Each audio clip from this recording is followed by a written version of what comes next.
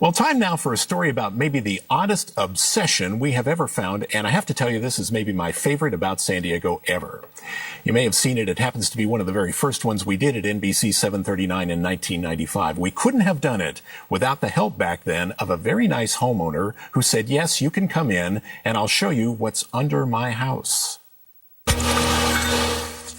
When Art Gonzalez and his wife bought their Kensington home, they heard it had a different kind of basement, but this is just amazing.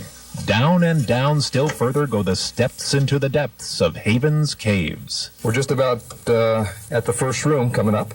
See, the guy who used to live in the house was named Dr. Glenn Havens, a scientist, inventor, and eccentric who one day started digging a barbecue pit and just got carried away. Now, this is one of the 8 or 9 chambers that are down here. Actually, there's 9 rooms.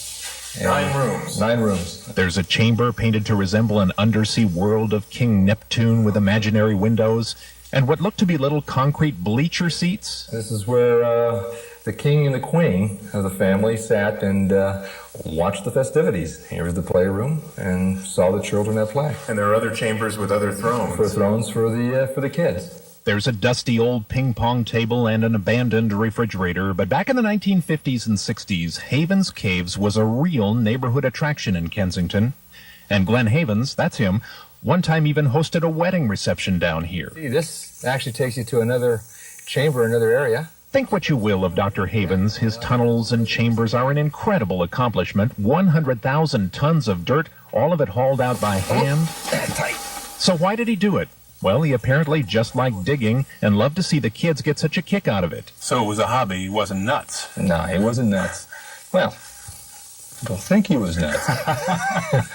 And what's it like knowing that beneath your house and yard are 700 feet of tunnels and caverns? Art Gonzalez says it's just fine, thank you. Yeah, it's not a typical house, and so we really enjoy it.